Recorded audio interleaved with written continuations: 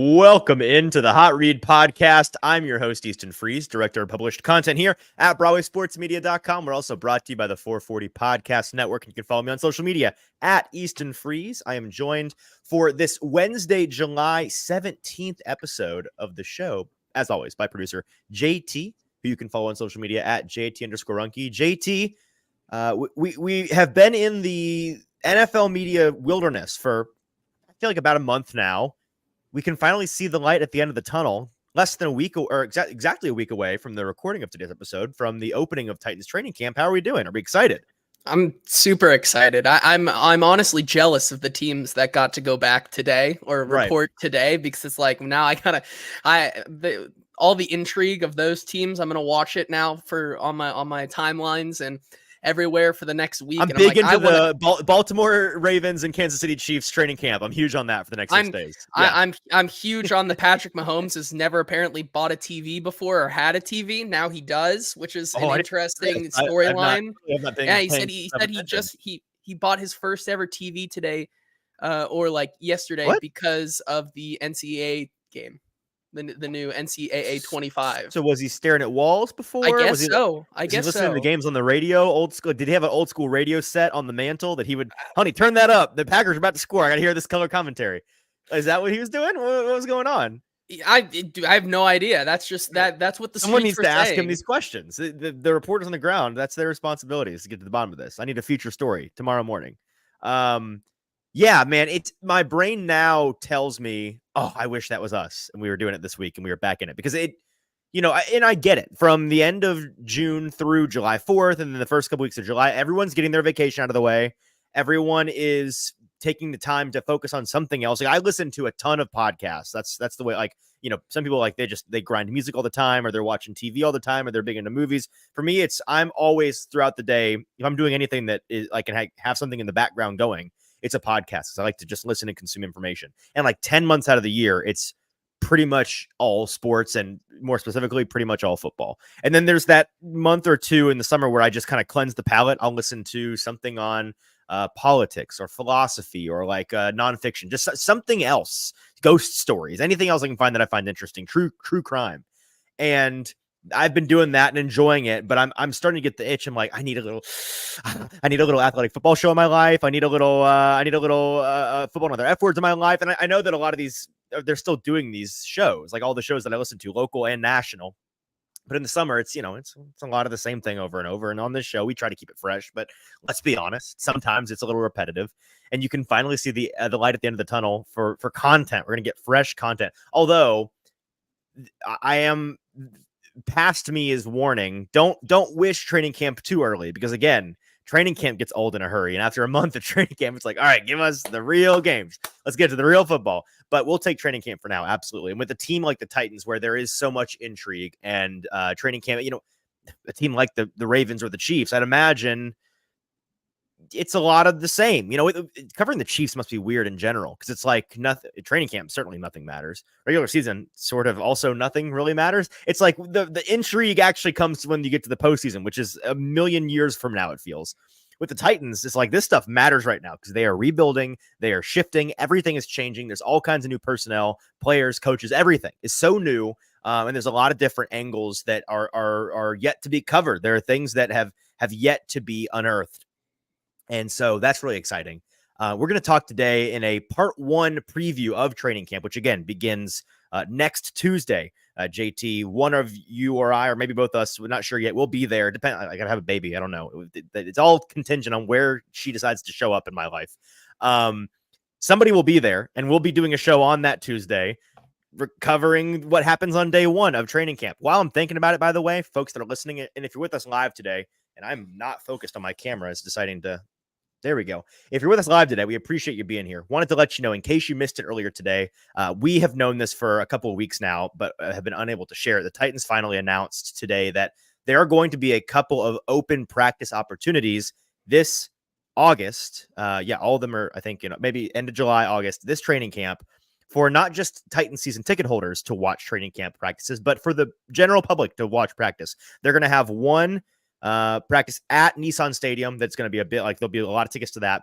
And then 2 open public, not just season ticket holders, but just anybody that signs up, practices at St. Thomas Sports Park at the Titans facility. You guys can come in and watch on the SeatGeek sports deck they have up there at the top of the building, or you can on the bleachers they have along the sideline right there with us in the media that are watching along. That's a lot of fun. The past couple of years when they have had limited opportunities for pretty much just season ticket holders to come in and do that, they've had a ton of fun. So I recommend hopping on that if you want to. And if you want to, you may already be late, but if you want to, check now. Go to the Titans' social media accounts, see if they still have available tickets, and sign up for that. The stadium one in particular is very fun. I remember doing that 2 years ago, and that one's a fun atmosphere. And it's not like their typical practices in a good way. They kind of ham it up. You know, there's some days we come on this show post practice, and it's like, you know, there's a lot of situational drills and not actually throwing the ball and throwing balls into lakes. Right, exactly. At the stadium practice, they do some fun stuff. They play to the crowd. It's a little Harlem Globetrottery out there, and so that one's a fun one to attend. And that one, I'd imagine, probably still has some tickets because it's a big stadium. So check that out. But today's preview episode is going to be focused on the offense, and we're going to kind of take all of the offensive storylines we have anticipated from the past 2-3 months of the year and boil them all down into one conversation. JT, you and I have both independently gone into today's episode thinking about this. I think we'll probably just go kind of draft style back and forth, if that's all right with you, just going through our highest intrigue topics as we head into this training camp and discuss the ramifications of those offensively today. Not offensive topics, but offense focused. We're going to get ourselves canceled today. Offensive things only.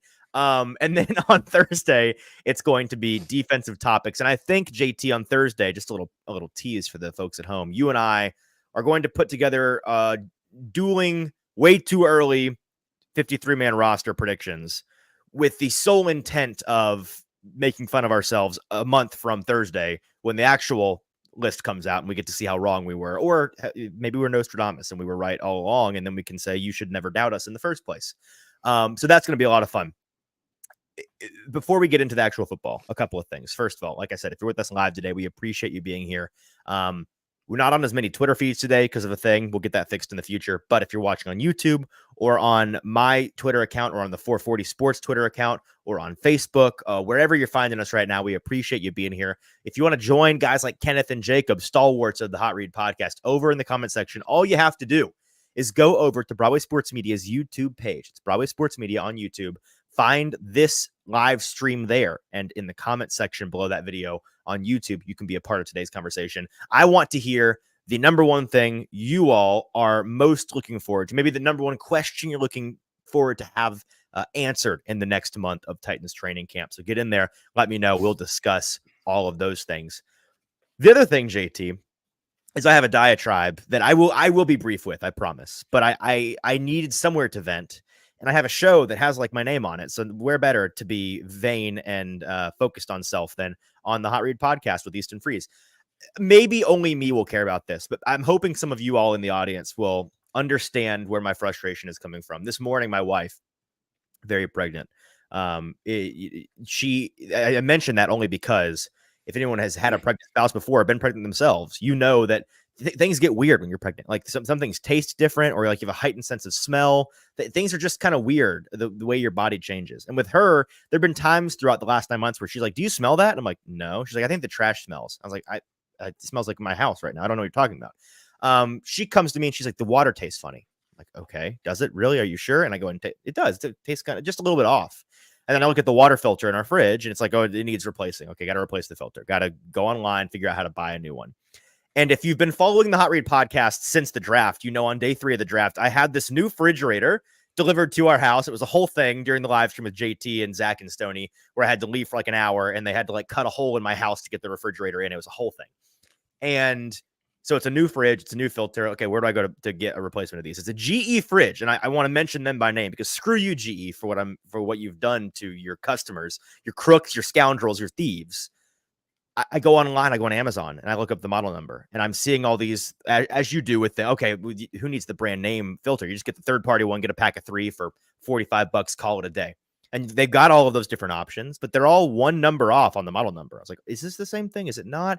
And then I look it up. I go to Reddit. I go to my browser, and I look this up. In 2020, GE changed the technology of their refrigerator water filters to include RFID microchips in the filter that disable your fridge from dispensing any water of any kind unless you buy their specific approved proprietary active charcoal blend water filter, which they just so happen to charge $60 a pop for.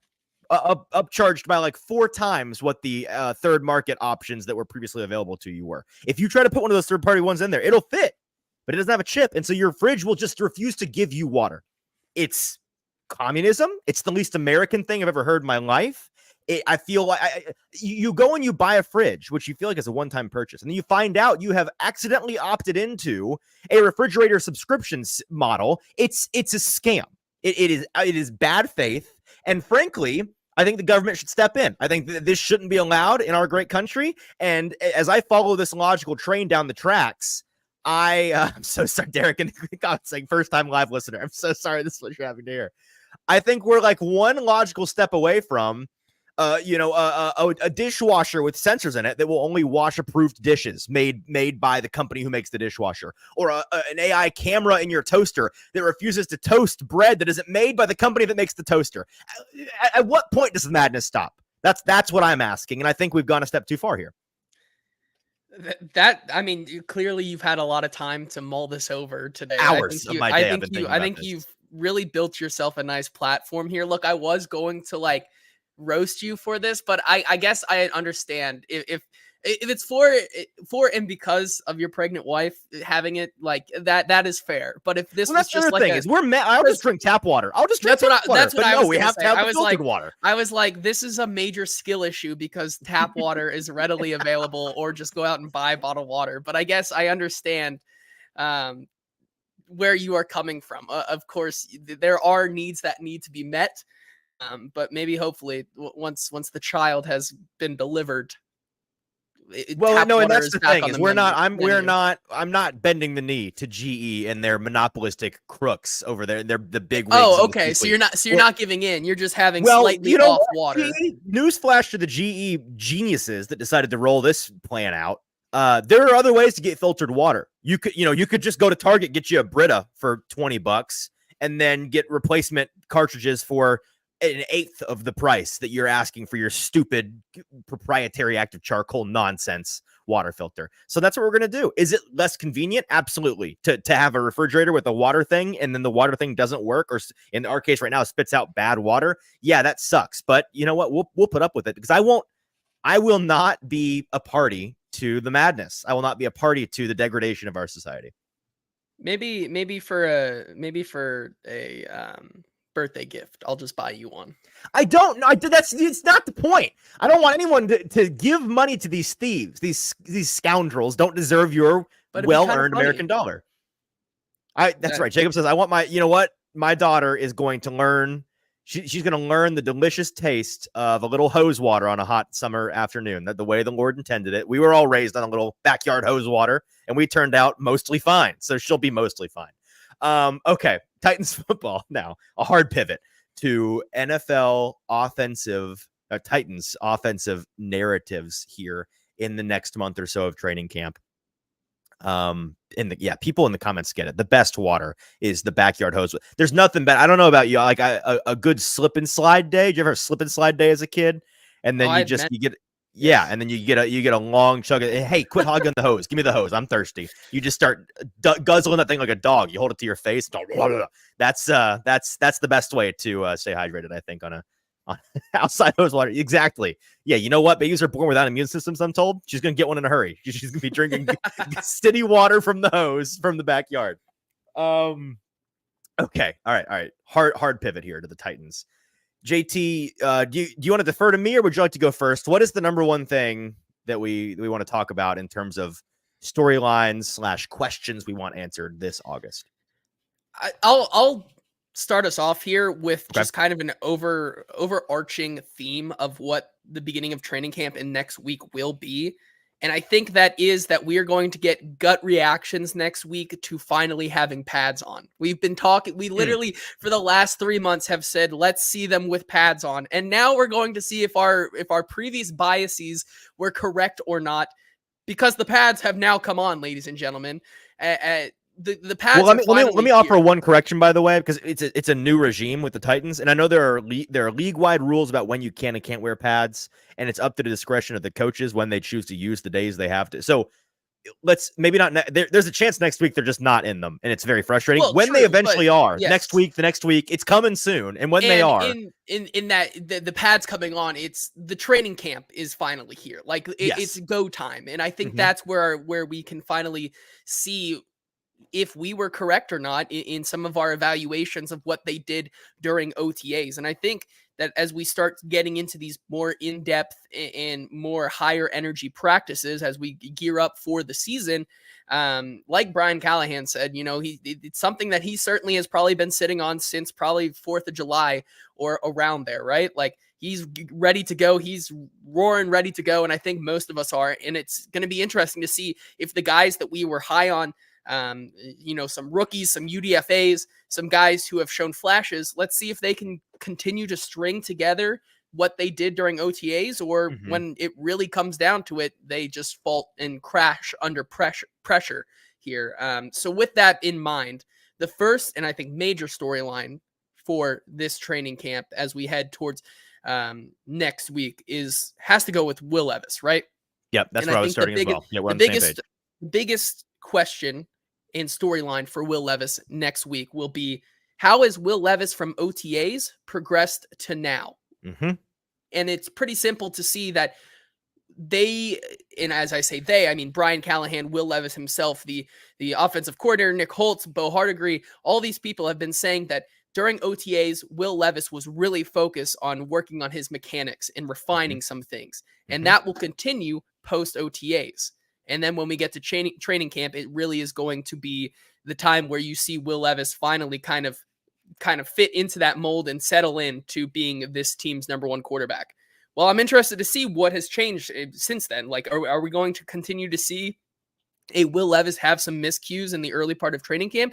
Or is he going to come in and really look like he is the guy and he's worked on everything that he needs to and is going to be able to run this offense in an efficient manner? And as Chef Rand says in the comments, hopefully no more lake balls, unless the only lake balls I want to see is like the last one we saw in the lake where Will Levis throws intentionally thrown in the lake. Well, not even thrown, but punted into the lake. Excuse me. In a celebration. That's the only footballs I want to see going in the lake from here on out. And I really do hope we see that version of Will Levis. And I think if not, if we continue to see the same struggles and up and down days, and of course you're going to have bad days, but the inconsistencies to not string a couple good days together for Will Levis this early on into training camp, I think is going to be a major storyline and kind of where we see this team go from there throughout the rest of training camp.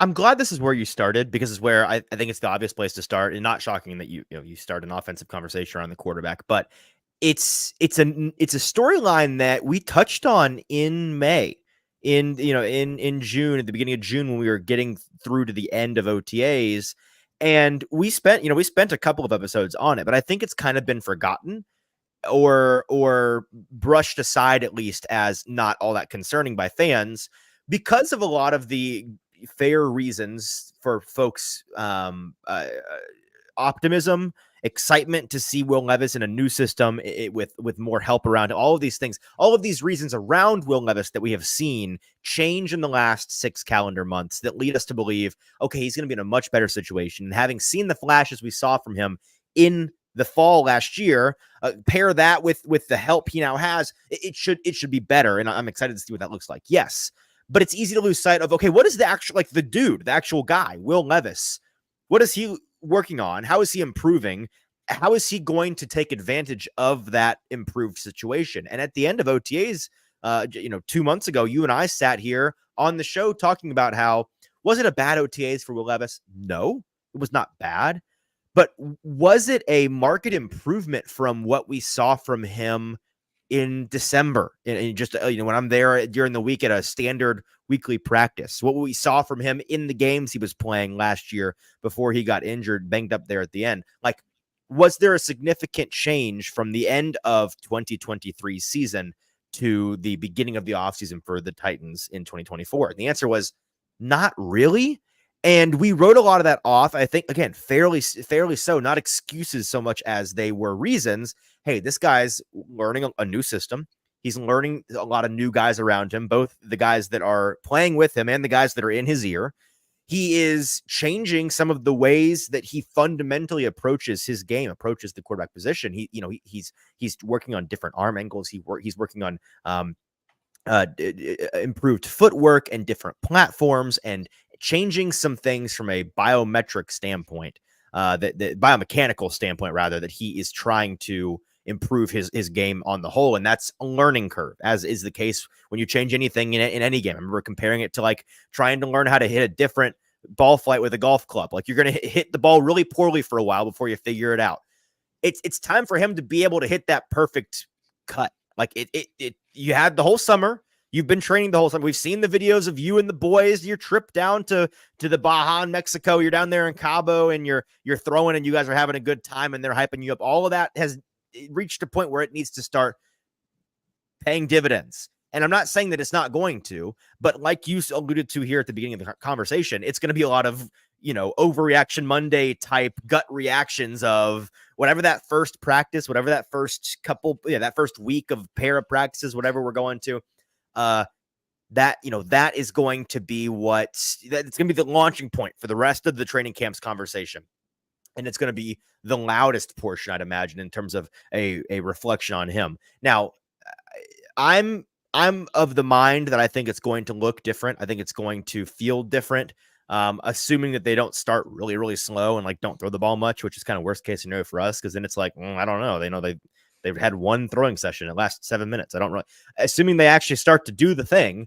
I think that you are going to see that difference, because it's going to start to click, and he's going to change that mode from in the lab experimenting in the spring to refining the things that you want to refine and like starting to dial it in, make it game ready. So I'm not pessimistic there, but I am with you that that's the number one most important thing we're going to be looking for. And it's going to be the number one most loudly trumpeted thing, whether it's good or bad, from those of us in the media based on those first couple of practices. Yeah, I think that would be really funny, right? It almost would be like if they didn't have a lot of the throwing sessions at the beginning, and we're just like forced to watch like Tyjae Spears and Tony Pollard just get the same amount of same amount of touches and just some work like that. I might myself throw a ball into the lake then. They want a situational drills where they do the thing where they run the whole play, but then the quarterback, they just mark the throw. They don't actually throw it. And you do that for 2 hours. It's in the cards. It could happen. It's like getting socks for Christmas, right? Like that could be next. Thanks, that could Grandma. Be next just don't worry about gifts in the future. I don't need any more of these. Yeah. Okay, I'll go with my next one. And this one's, it's maybe not, it is not the next most important thing, but it's the next thing I wrote down. It's the next thing that came to mind for me. And maybe it's because of how much we talked about it in the spring. You mentioned it at the top here, putting pads on. I want to see one Mr. Jaquan Jackson in pads. We talked about it all spring. Jaquan Jackson, Titans 6th round, rookie wide receiver, burner, slot only guy, small but speedy.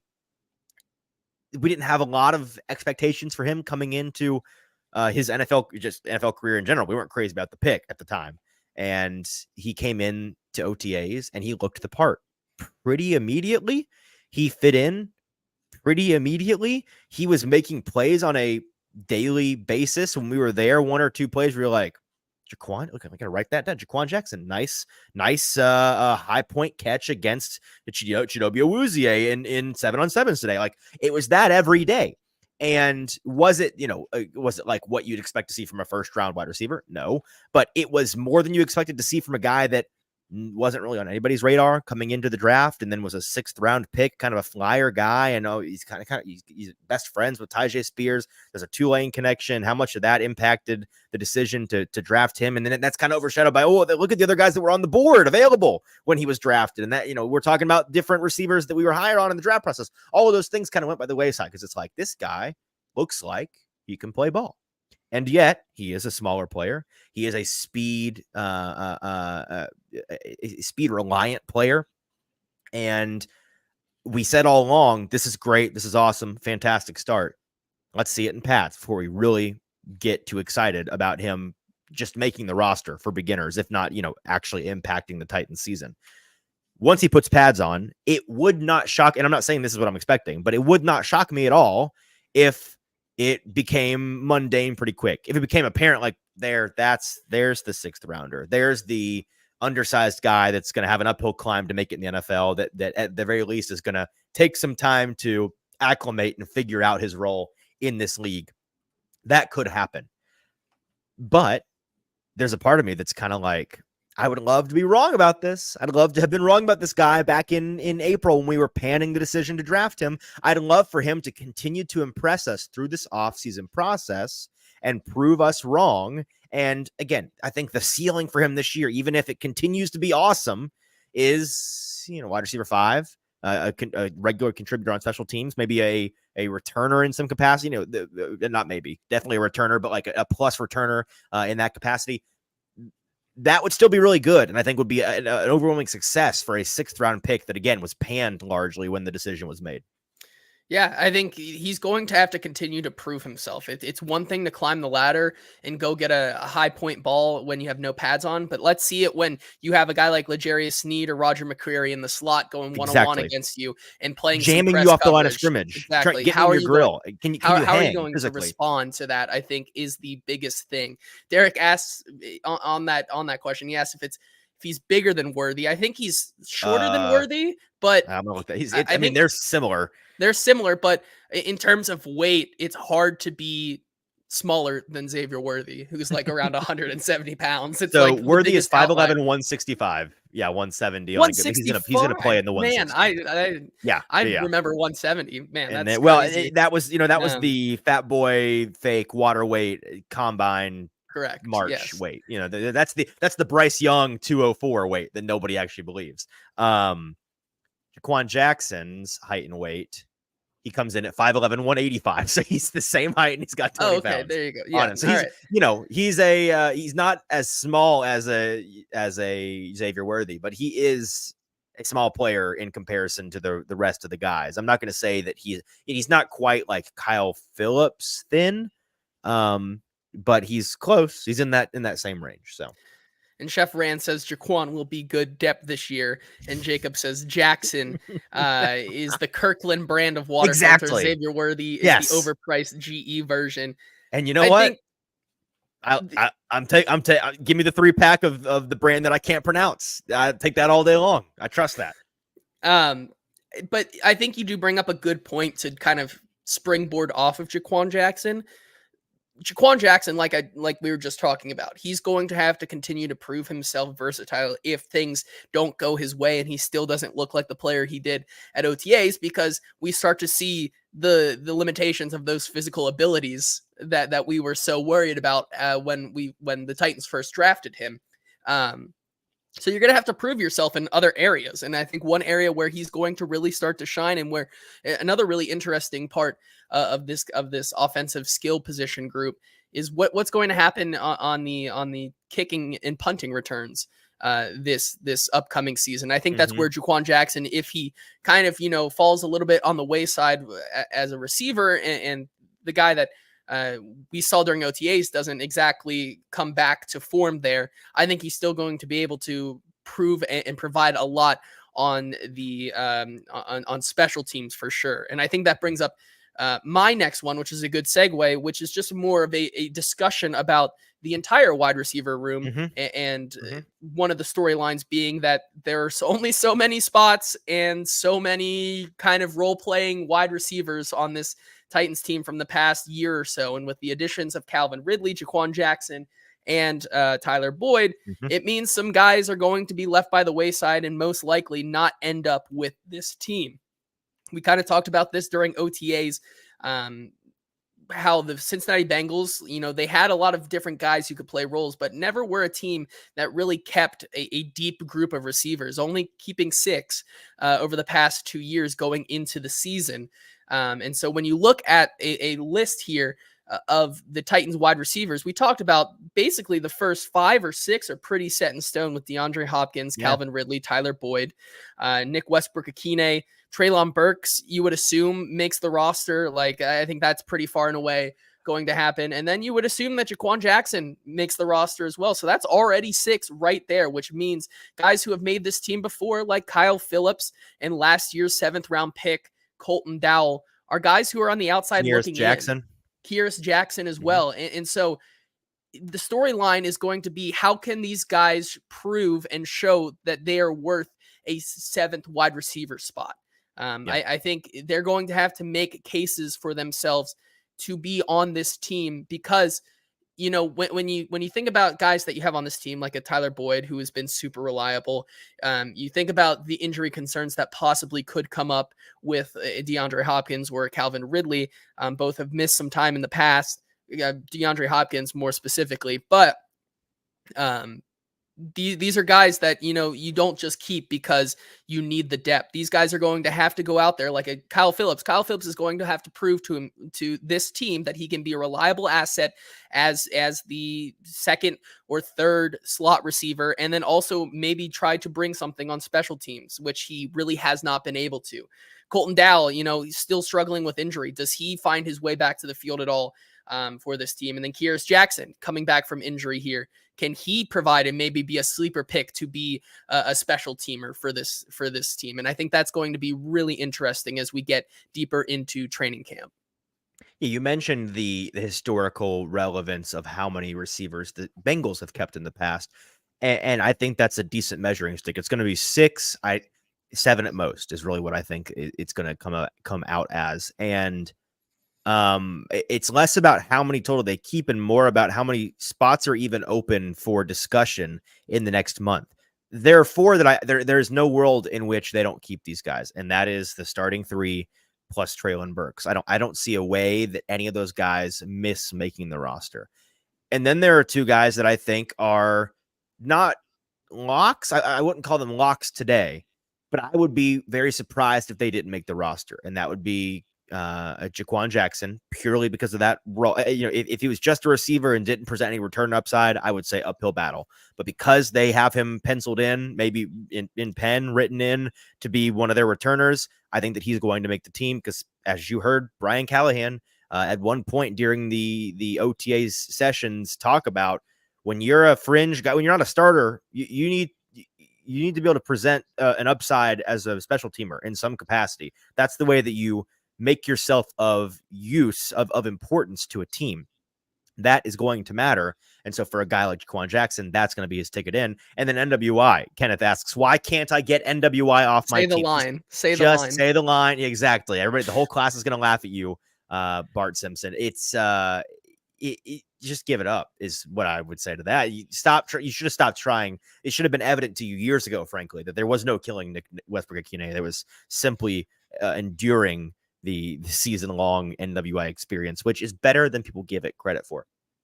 I would say the only guys really fighting those last 2 in, assuming it's 6, or fighting to justify giving a 7th spot to a receiver, is Kearis Jackson and Kyle Phillips. I would include Colton Dowell in that conversation if he were not hurt. Everything I'm still hearing indicates it's going to be a while for him. It's a significant injury.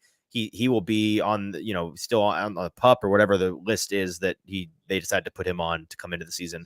He'll still be around, but he's not going to be ready, I don't think, to be a part of this team. And so it's going to be I guess that makes it an 8-man race for 6 spots, maybe 7 spots if they really show out. And so, I think that's an interesting conversation. I'll shift to the tight end position. We had somebody in the comments a couple of minutes ago bring this up. I think it was Derek. He said, I'm quite curious about the tight end situation with Chig and Wiley. This one is an obvious one, but I'll just go ahead and put it back out there because we haven't talked about it in a while.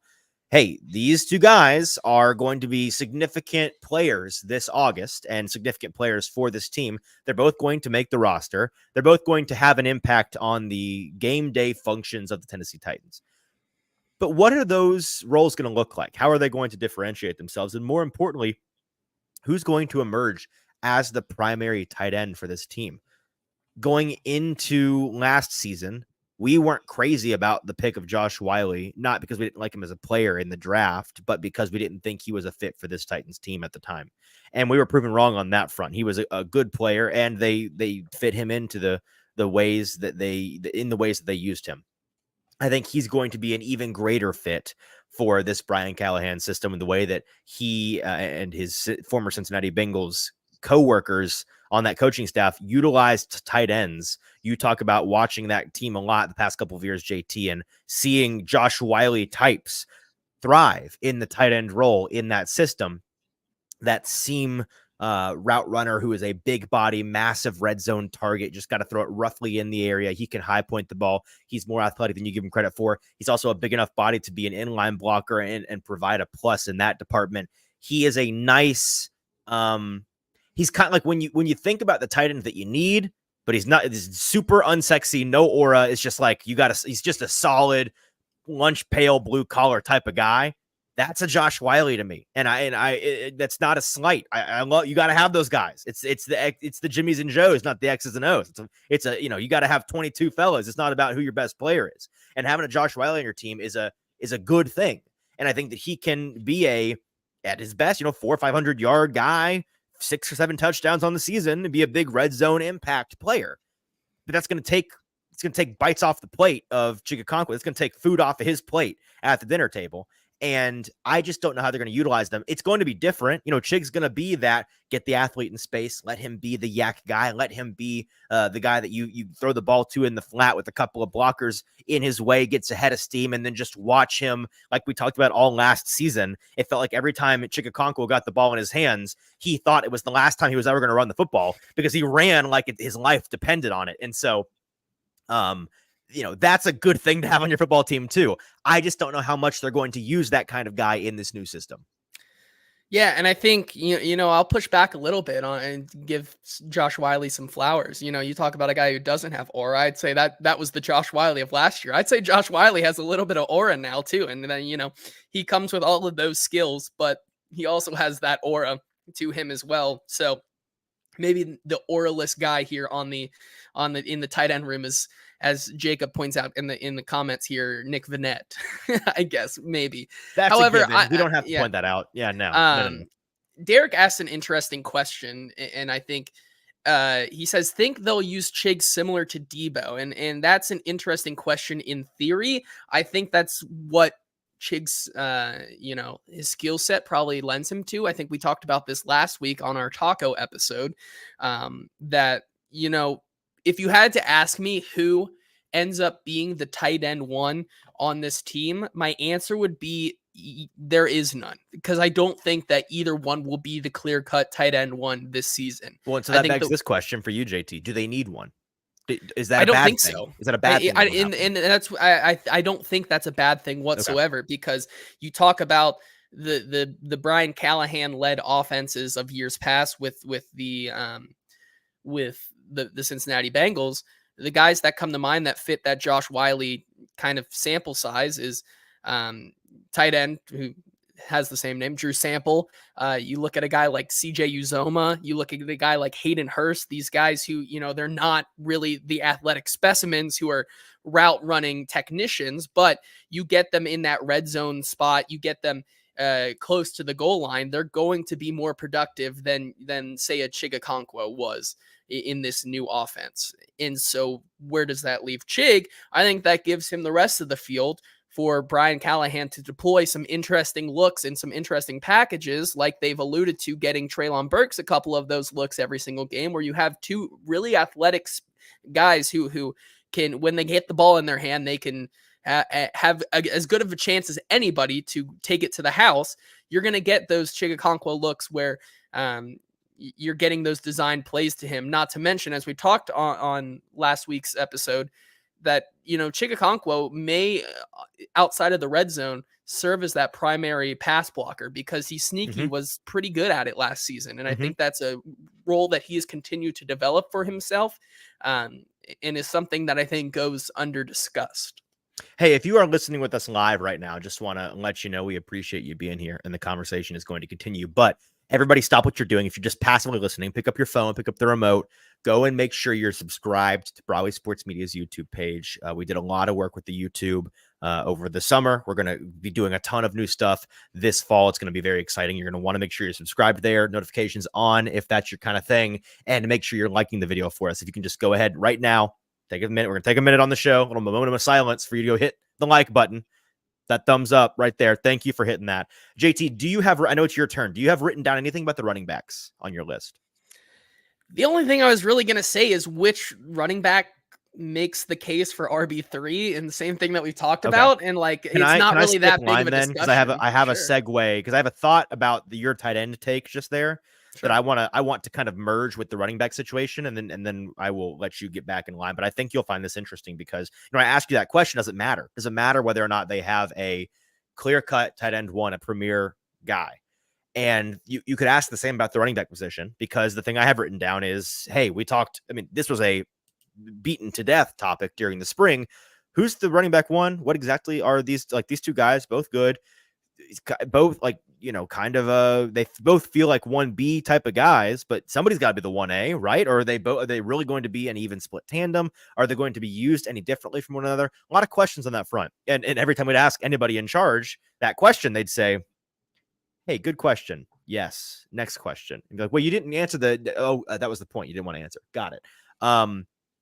When these guys have pads on, when they're actually running the plays during the times in mid-August when they're running actual install for the season, and PR has their eyes on us in the media like hawks, phones down, can't take notes about this, can't report certain things about formation, and you like, this is government info, this is government secret stuff, this is Area 51, keep it locked down.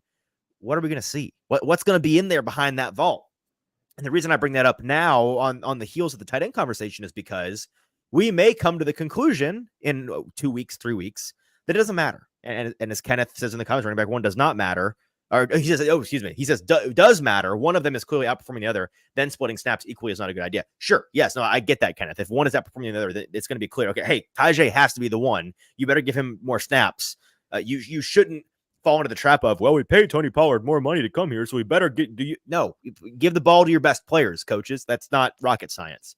But if they are similar in terms of production, in terms of play style, and they are used interchangeably, we've kind of floated the theory, okay, maybe Tajay is used more in the passing game, Tony is used more in the traditional pure running game. That wouldn't surprise me. Whatever the case may be, does it matter whether or not one of them emerges? And I would also say no. I'd say no to the tight end question. I'd say no to the running back question.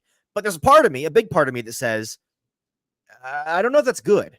And the reason why is because on any good team, you have to have a couple of dudes, right? It can't just be a bunch of marginally above average players that are, good role players. Like, role players are necessary, but stars are a requirement in order to really accomplish anything in this season. And you think back to the best teams in recent memory. Let's go the Brian Callahan example with the Bengals.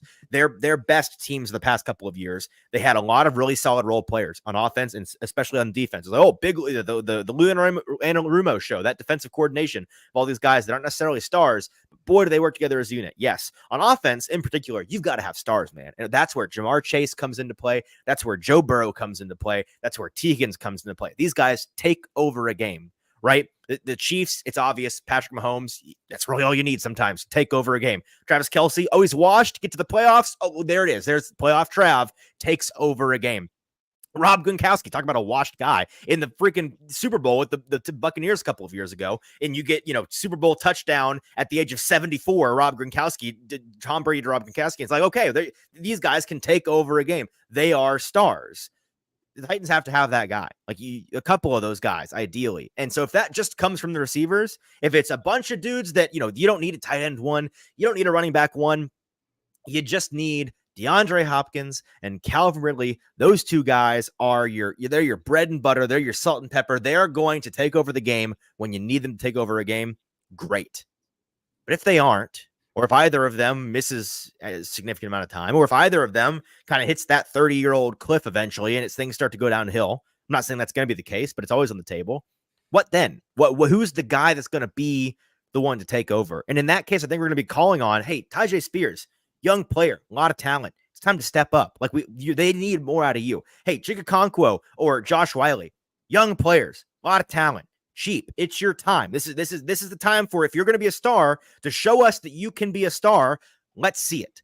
And so that's why I'm hesitant, rather, to say For sure, they don't need a guy to emerge at tight end. For sure, they don't need a guy to emerge at running back. I think they don't. But a big part of that is because I think they have those dudes at the wide receiver position.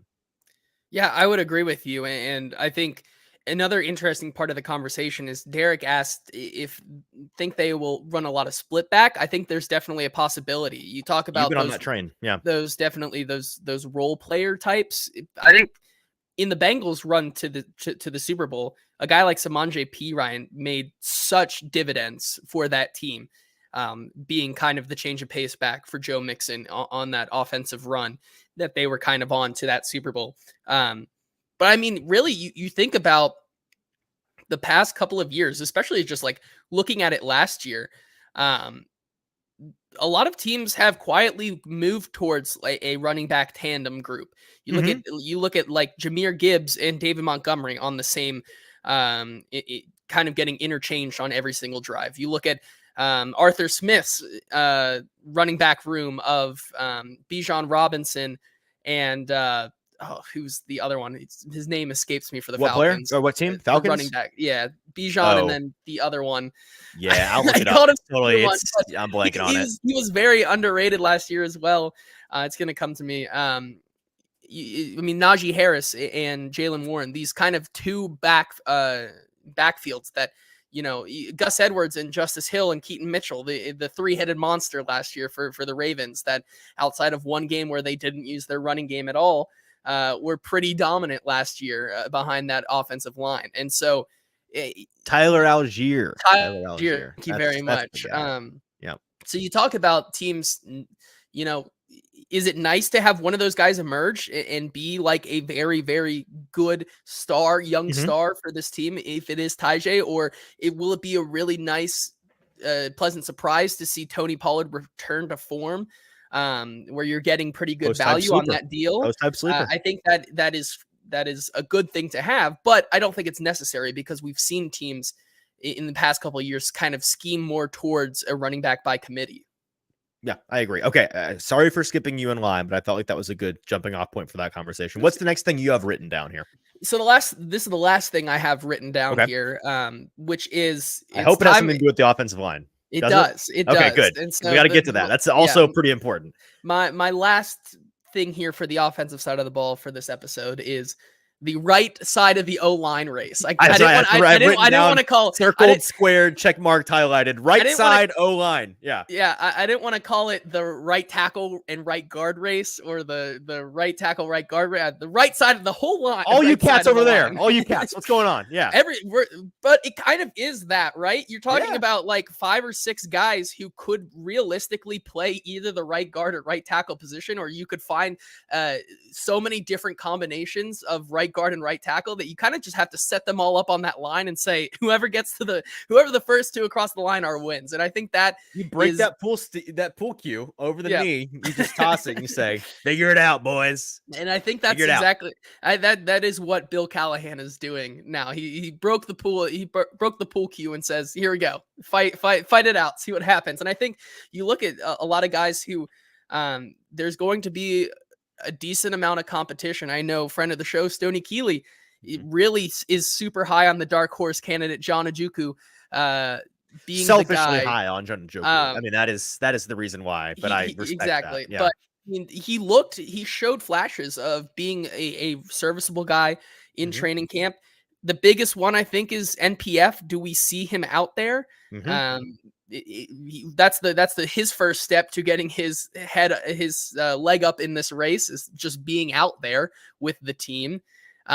You talk about these other guys who have been around, Daniel Brunskill, who has been serviceable, but might find a better position as being a right guard or center depth.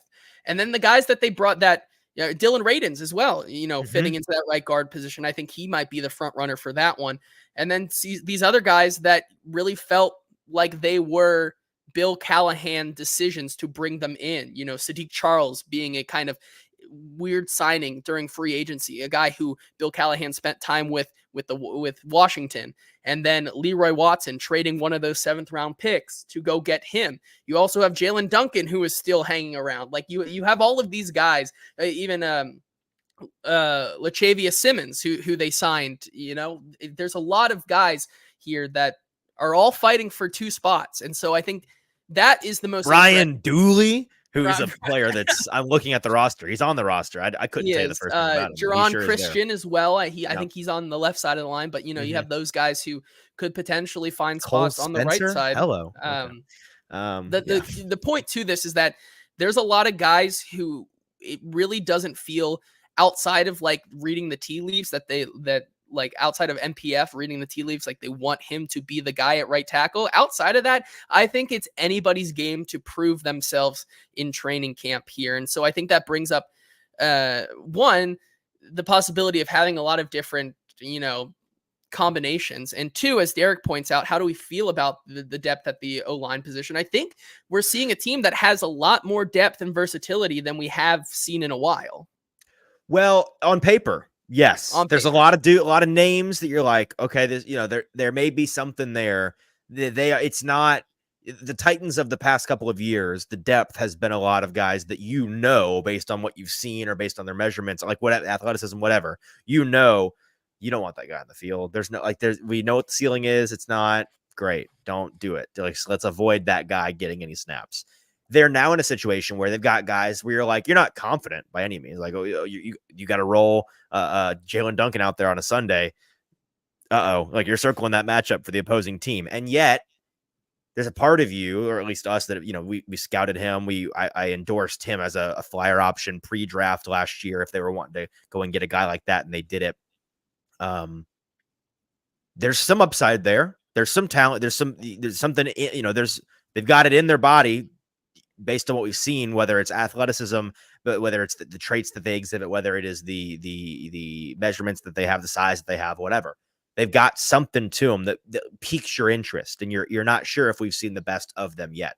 But again, that's all on paper, Derek, and they don't have a lot of sure things on this roster. So when you've got a guy like Bill Callahan at the reins who inspires the utmost confidence, and you are sure as a fan, for good, you know, you have good reason to believe, well, if anybody's going to get, you know, the best out of them, serviceable play out of this guy, Leroy Watson, you know, it's going to be a Bill Callahan job. He's going to be the one pulling the strings, puppeteering that. And so that is good, but we've not seen it yet. And that's a big part of, again, getting back to, let's see these guys get pads on. Last year, around the time of a month from now, 3 weeks from now, it was a weekly ritual for those of us or daily ritual for those of us in the media to go and talk to Arden Key after the, how many sacks today did you have, Arden? Was it 8, 9, or 10? I like that. And it wasn't good. That was the first kind of cracks in the, Mike Herndon might be right. This offensive line might suck. And that rang very true throughout the season. Let's not see that again. Would I think be ideal. And that, let's see if they can. Today, I'm not sure the quarterback got touched once, even though they're not actually sacking the quarterback. I'm not sure if they were trying to, they could have, because wow, that right side of the line, they're coming together. They figured something out. It's starting to click for them, whatever it may be. In terms of kind of setting we're going to set our 53-man way too early predictions on Thursday, but I'll go ahead and say today that I think, to kind of refresh people's memories, there's a lot of names being thrown out around there. It seems to be, based on best available information, that the right tackle position is Nicholas Petit-Frères to lose tentatively. And both the right tackle and right guard, the guys in the pole position aren't like, it's not like NWI where I'm like, well, he's not locked in, but it's his position to lose. No, this is a much flimsier case for these guys than the wide receiver position. So NWI as NPF, different N initials guy. He is the guy in charge of that position, it seems, with guys like Leroy Watson on his heels, like John Njoku on his heels. Those are the guys being considered in that conversation. And then at right guard, I came out of OTAs thinking I'm at the point where I think it's going to be Sadiq Charles. It's his position to lose, but a much stronger competition here. It would not shock me if it's Sadiq Charles. It would not shock me if it's Dylan Radins. It would not shock me if it's Daniel Brunskill. Those are kind of the guys that I think are all in that conversation for that right guard position. Charles, Brunskill, Radins. Just making sure I'm dotting all my T's and crossing all my I's or something like that. Yeah, okay. So that's kind of where I think that position group is at. JT, did you disagree, or do you think the same thing, or what? I think it's a closer race than people want to say for the right guard. I think Yeah, Dylan yeah. Radins may each day we might come out in 2 weeks being like Sadiq Charles had the better day. Dylan Radins had the better day. Dylan Radins had the better day. Sadiq Charles had the day. Oh, Daniel Brunskill flashed today. Like there's so many things that could happen, but I think that race is going to be the one that is more closely contested. I do, however, have an interesting, possibility here for the right tackle position. Like let's say the hypothetical scenario that JC Latham can't play left. Put him no, back at right. That's what you're gonna say, right? no, I was going to Oh, say, okay, gotcha. what if NPF continues to just kind of be, have a nagging injury and just like things continue to not work out for him right now. That darn FanDuel account strikes again. Right. They're like if the scenario where we continue to see in frustration with MPF being available or things like that, who is the next man for you to, as you talked about, like it is his position to lose, but who is the guy that would be closing that gap on him? Is it Leroy? I think what you're saying is that right Ojukwu? guard, they got a couple of guys that wouldn't shot like that you think are starter. Like I think Daniel Brunskill is starter capable. I think Dylan Radins is starter capable. I think Sadiq Charles is starter capable. At tackle, it's kind of like it better be MPF because otherwise I don't know. Exactly. That's what I'm like. Know. If we get to like preseason in the ones are Sadiq Charles and like a Leroy Watson, how does that make you feel about the right side of the line? I genuinely like if you ask me who's your two today, like having not seen them in pads, like just guessing based on it's Ojukwu for me. Like he's the guy that I have the second most confidence in. And that it's not a lot of confidence, but it's the most of everybody not named MPF. So that, that I'm going to need to see a lot more to have any actual real confidence in that guy, I guess. And so, yeah, I mean, I think that's the point I wanted to drive home. It's like, it better be MPF because a Sadiq Charles, like John Ojukwu, right side of the line does not maybe it turns out great, but to start off the year, it's like that, it's like the three-headed dragon meme where the left side of the line and Peter Skoronski and JC Latham is super fierce. And then you have Lloyd Cushenberry as the center, as the second dragon, who's also fierce, but then is side-eyeing the third dragon, who is just like he's just derpy as all hell because it is literally Sadiq Charles or Dylan Radins and John Ojukwu. Like that could be what the Titans O-line ends up being. But then again, the Bill Callahan factor has not been rarely proven wrong. So it'll be interesting to see. As Jacob says in the comments, as long as none of the Titans offensive linemen are taking post-game advice from Myles Garrett, then he will be happy. That is a fair place to start. It sounds like you're all out, JT. I'm all out of that was the end of mine. Yeah.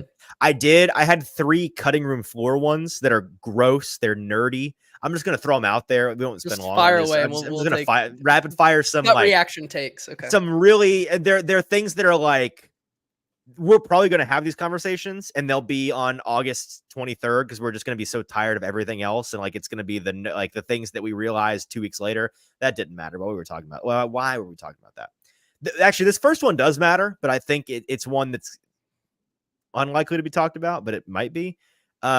We've all kind of resigned ourselves to JC Latham is the dude. He's going to be perfectly fine on the left side of the line. That, for as much coming out of the draft, the detractor takes were JC Latham. You can't just up and move him to left tackle. And then T'Vondre Sweat, you can't just up and assume he's going to be healthy and stay, underweight and all these things. One of those things is still a rampant narrative out there, though. T'Vondre Sweat, he did not defeat the allegations in OTAs by any stretch of the imagination. JC Latham, he pretty much beat down those allegations with the way that he was carrying himself on and off the field. He was fantastic in drills, owning Bertha and Olga by the third day that he was working on them. All of the praise from his teammates and his offensive line coach and his head coach, and talking to him at the podium and cutting up with Brian Callahan, interrupting the press conference and asking him about, hey, can you get your left tackle a touchdown, Pat? But you want to give that away? Come on, JC. That all of that, very good times, feel good times. Can't help but write positive articles about that. Everything is A-okay in JC Latham first round pick land for the Titans. And yet, he's still a rookie. He's playing a different position than he's not ever played. He played left tackle a lot in high school, but it's been a couple of years since he's done that. It's the NFL level. There's a learning curve even for guys that were the best left tackle in college football at the left tackle position. Like even those guys come into the NFL and they struggle a little bit. So it would not be super shocking that JC Latham has a little bit of a learning curve. We all we realize, okay, we just tap the brake a little bit on JC Latham because there's going to be some struggles here, but not lose faith in the guy. But like, I think that train is thundering down the tracks at an alarming rate. And I wouldn't be shocked to see it kind of, reeled back just a little bit. But, yeah, I think that's totally fair to say. I mean, the rookie factor continues to kind of come for every single rookie. Like that will happen at some point. I think the storyline this OTAs was the fact that there is confidence. There's no more intense doubt that this isn't going to work. I think there's a mellow amount of confidence that even if it takes half a season or a full season for JC Latham, him at left tackle, most likely, it's not the drastic change that a lot of people made it out to be. Okay. As far as the production, that's different, I think. Okay, that one was less nerdy. These two are very nerdy, and I will just rattle them off real quick. A Mason Rudolph take. I heard from two different people, both national folks on prominent platforms, one on NBC of all places, in the spring, talking about this is a big year for Will Levis, and Mason Rudolph's on that team. He has a significant track record of winning games despite being a backup quarterback. He showed a lot to us last year in that Pittsburgh system. He's going to be pushing a young player looking to solidify their position as a starting quarterback in the NFL. It would not shock me at all if by week 3, the Titans are considering Mason Rudolph as their starting quarterback going forward because Will Levis struggles out of the gate. And all of this nonsense. And you're like, okay, this guy doesn't know. Or actually, it was a girl. Doesn't know what they're talking about. Not paying attention to the Titans. We're going to ignore that. But if going back to our first topic of the day, Will Levis, if it kind of struggles out of that first practice or two, Will Levis, what's going on? Why am I not focused? Come on, technical difficulties. There it is. Why is he not looking a lot better? Well, Mason Rudolph in practice kind of had the same day that Will Levis did. If any of those days happen, I think you're going to hear it again, and it's going to be super annoying, and it's going to suck, but I think that is going to happen. What do we think about that? It's an interesting one, but, I think if they're like, I do have a lot of confidence in Mason Rudolph from what I saw last year. Too much. That's what I'm saying. It's too much confidence. I mean, I didn't say it was too much confidence. I think he could realistically run the offense in a Gardner Minshew style where it's cookie cutter enough for him that I think he has what he needs to succeed.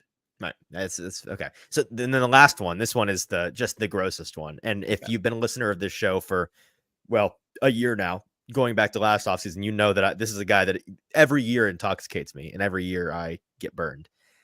Well, Thomas Odukoya, is my heart once again going to pine? Is he going to come off the international player list? That is the main question. Will he ever make it to an actual active roster practice? Will he be on that active roster? Will thine heart pine for Thomas O in my life on Sundays?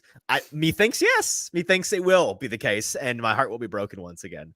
I have nothing maybe else not to say on that one. I got nothing else on that's the reason why I put it in the gross nerdy conversation. Yes. Before we get out of here, 2 comments from Kenneth and Derek, seemingly connected. Kenneth asking, I'm surprised offensive play calling hasn't been brought up. Why isn't Brian Callahan a storyline? A fair point. The reason why I don't think either of us thought to bring it up in this episode is because this is topics that we think, questions that can be answered in the training camp process. And you're not going to get play calling questions answered in the training camp process. That's going to be, if we do another one of these episodes between the end of training camp and the beginning of the season, that's going to be what we talk about is, okay, let's finally see this play calling. We've got a little glimpse of it in sessions of practices we can't talk about. And in the preseason game, it's all cookie cutter stuff. It's all, generic stuff they're rolling out there. High school football level schemes. We're not seeing the meat of it until these guys play a game that means something. That's when we're going to be talking about that. It is a storyline. It's just not one yet, in my opinion. And then Derek asking, everyone talks about Callahan's offense as if it's a known quantity. Could it end up looking surprisingly different than Cincy's offense? This is a thought that has crossed my mind. based on everything we've heard, I think at this point, based on the things he's alluded to, it would be a surprise if it was a dramatically different offense than Cincinnati / just the generic, Shanahan McVay spread system. I think that'd be surprising if it was markedly different, because they've been talking a lot about that. But maybe. I mean, we've not seen it, right? I would say the chance is very low, but it's not zero, is what I would say. Yeah, I would agree there. It most likely, I mean, even Tyler Boyd kind of alludes to that's the reason, at least part of it, why he came here. It's like, to help install the system that he basically knows when he's already. saying, I already know this system, like the whole thing, then I'm assuming it's like the same system. Right. I mean? And I think there is going to be some variation, like, with maybe in like the thing that I keep coming back to, and we talked about earlier, the increasing maybe of seeing even more two back or two tight end sets that Cincinnati never really ran a lot. Like that could be something that they do, but just kind of how they have the offense set up, it's kind of like you're playing, you have Tyler Boyd to play the Tyler Boyd role. You have Tony Pollard to play the Joe Mixon role. You have Tyjae Spears to play the Chase Brown, Samaje Perine role. You have Calvin Ridley to be the Jamar Chase light in the X. You have DeAndre Hopkins to be the T Higgins light in the Z. Like you have like all these things that line up and make sense on this offense. And so I think there is going to be some variation, but like when it comes to just the standard offense, like Brian Callahan and some players have pretty clearly said that it is going to be a lot of like what he called in Cincinnati. Mm-hmm. All right, that's going to be it for us today on the offensive storylines. Appreciate everybody that tuned in with us live. We'll be back on Thursday. In terms of scheduling for the show, by the way, we're going to continue to do live shows Tuesday afternoon and Thursday afternoons, released on the podcast platform on Wednesday mornings, Friday mornings for the time being. But if you've listened to this show for long enough, we change based on the season, and eventually we'll probably be going back to 3 episodes a week. I'll tell you this, when we get to the season, it will definitely be that, because we do our Sunday evening live react episodes as well as a Tuesday afternoon, Thursday afternoon live shows. So, but I would keep an eye out. I would not be shocked if during this training camp portion of the year, when we get to preseason games, perhaps we start going back to three episodes a week. So keep an eye out for some scheduling changes. The best way to keep an eye on all of those things is to be following us on social media at Hot Read Pod on all platforms, on TikTok, on Twitter, on Instagram, especially on the Twitter, the X account. That's where you're going to find all of our programming updates. Whenever we know something's different, we will put it on there. Derek asking 5 p.m. Eastern. Yes, but it's sometime, but we go live unless otherwise stated, sometime between 5 p.m. and 5:30 Eastern time. So for those of us in the Central Time Zone, 4 and 4:30 on Tuesday and Thursday afternoons. Sometimes that's different based on the scheduling and training camp or whatever happens, breaking news, and you'll see those scheduling changes on at Hot Read Pod on X. But otherwise, that is the case, 4 to 4:30. Until 4 or 4:30 in the afternoon on Thursday. I'm your host, Easton Freeze, floor producer JT. This has been the Hot Read Podcast. We'll be back with defensive talking points on Thursday. Talk to you then.